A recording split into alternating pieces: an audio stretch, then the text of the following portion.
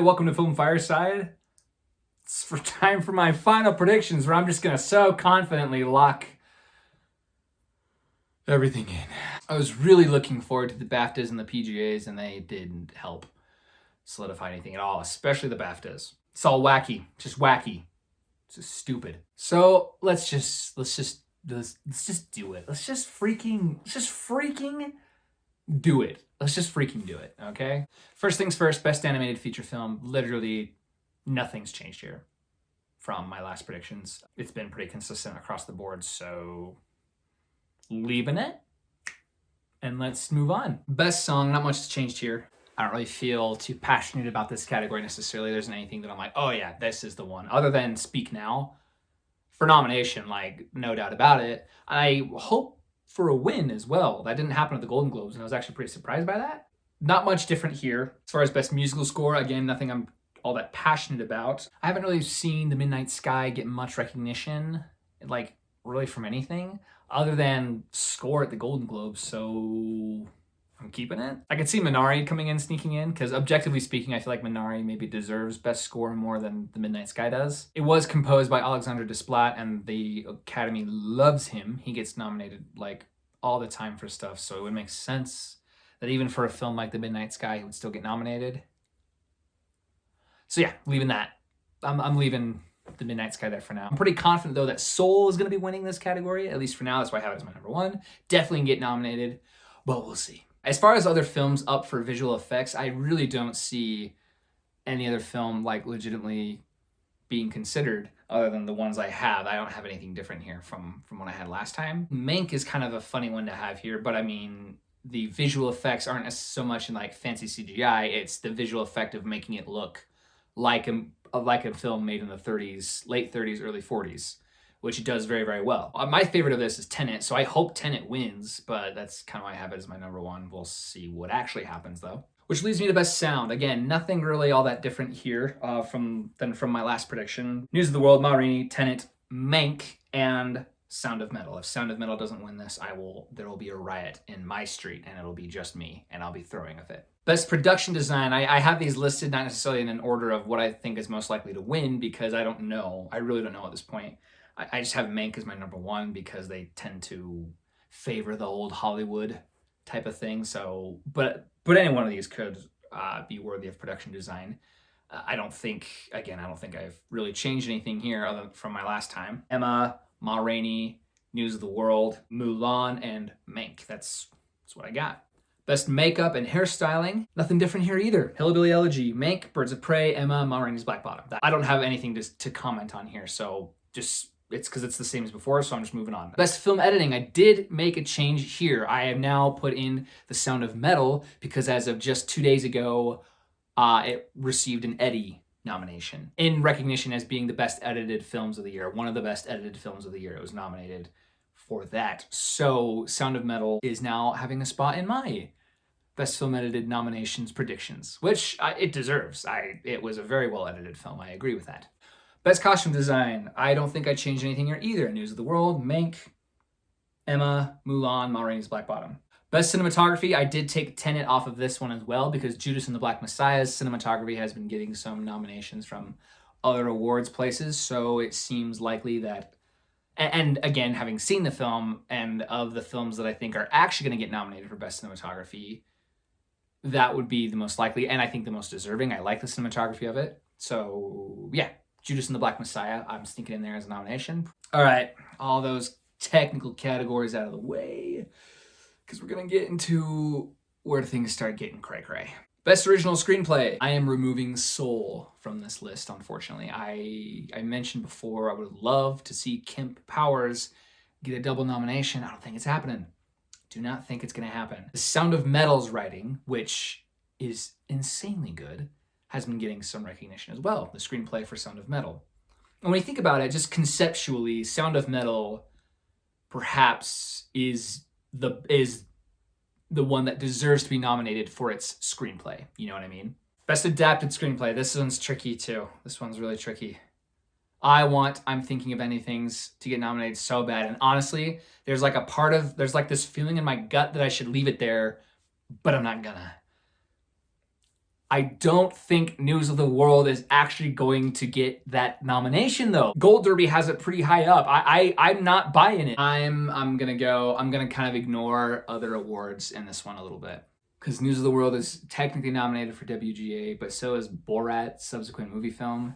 I'm going with the one that I think deserves it more. And that's not always the best thing to do when predicting the Oscars because we're all so subjective when it comes to this stuff. But I think that objectively speaking, The Mauritanian is a better script than all of those. And I feel like that this will ring true with members of the Academy. And The Mauritanian is late in the game, but it's still in the game. You know, it got a few BAFTAs as well.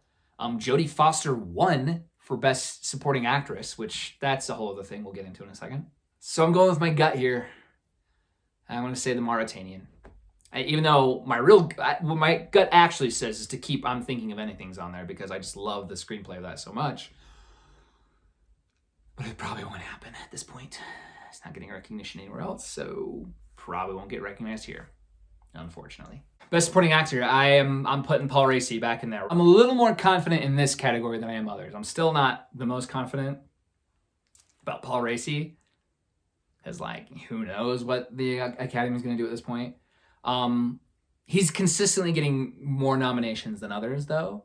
And even just with some of the nominations recently, he's been getting recognized. So, Paul Raci's back in it for Best Supporting Actor. And again, objectively speaking, of those performances, I think he is the one who's more deserving of it in the sense of just quality of performance. And he is a deaf actor, and that's so cool to nominate a deaf actor. I don't know if the Academy would want to miss out on that opportunity, especially when it's a deaf actor who deserves the award, who actually gives a good quality performance, you know? Good Gandhi, this category right here, Best Supporting Actress. I don't even know. I don't know. All right, let's talk about one thing real quick. Now that I've seen The Mauritanian, Jodie Foster is she's misplaced in the categories here. She's the lead actress of The Mauritanian. Why the heck is she in Best Supporting Actress? That's so weird to me. And the fact that she won too is also weird. So that can mean two things. That can mean, one, all the awards people really wanted to recognize her for that film, so they miscategorized her on purpose and are kind of bending the rules a little bit because they want to recognize Jodie Foster and give her an award for this performance, which is totally award-worthy, but she should have been in the Best Actress category. Knowing that the Best Actress category is stacked, it's obvious that they put Jodie Foster there. So, like I said, this means one of two things. It means I should assume Jodie Foster is most definitely going to get a nomination, or I can think the Oscars maybe go, yeah, she's misplaced, and not nominate her.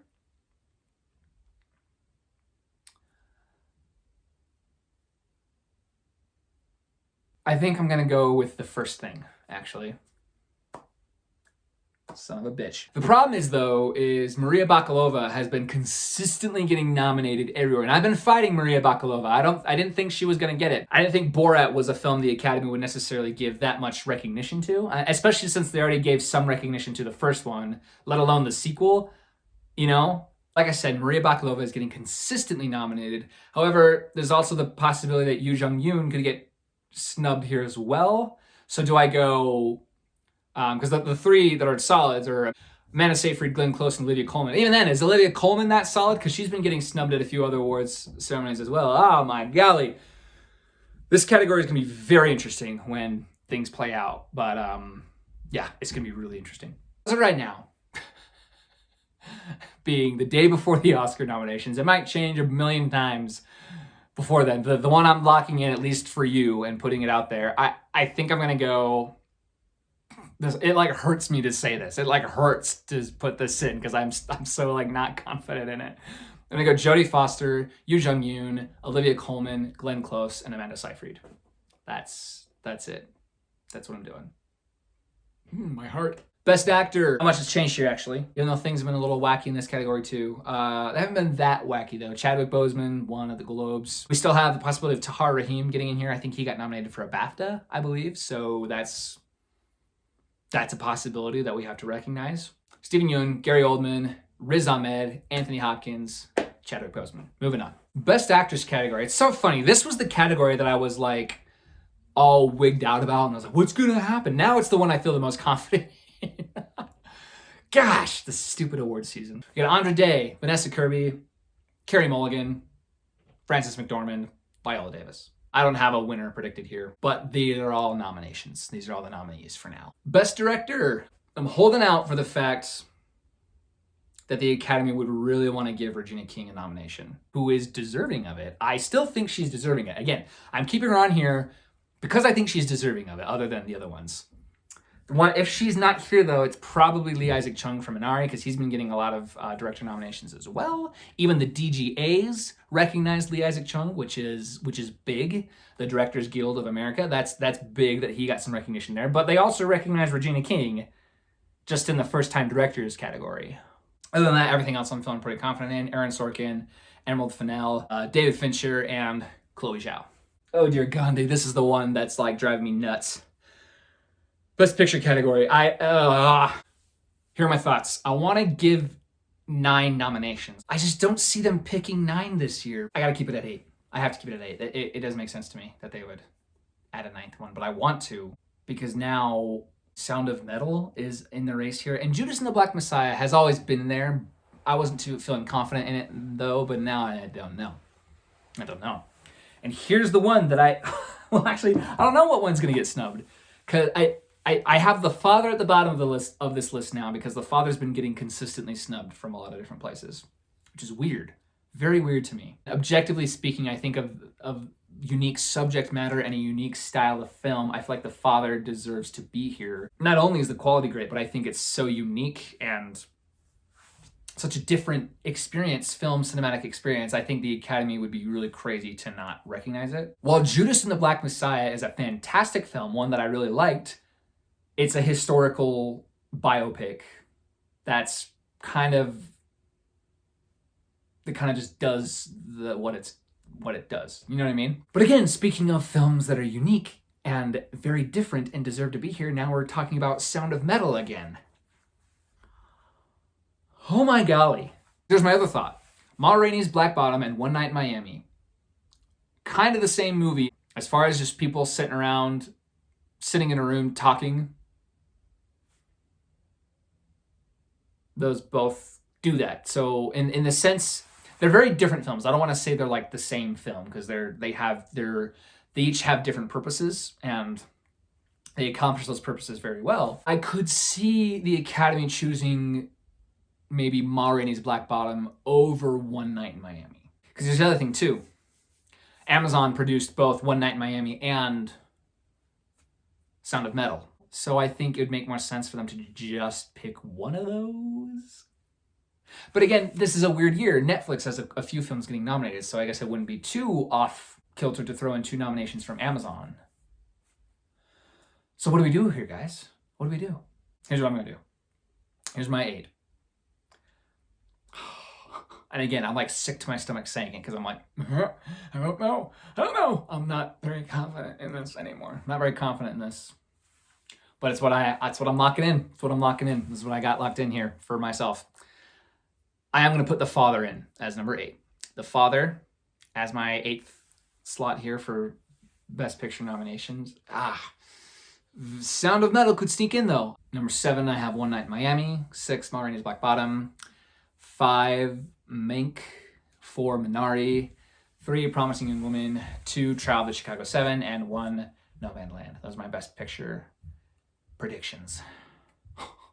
I'm pretty confident in the top 6. It's 7 and 8. It's One Night in Miami and The Father and Judas and the Black Messiah and Sound of Metal. Though those 4 are like, it could go either way. So we'll see if I'm right. It'd be awesome if I was right, but we'll see. Let me know your predictions below. Comment your thoughts on the Oscars. What are you thinking? What's going to happen? Who knows what's going to happen? I don't know what's going to happen. Do you know something I don't? Please comment it below. Comment, like, subscribe. Bye-bye.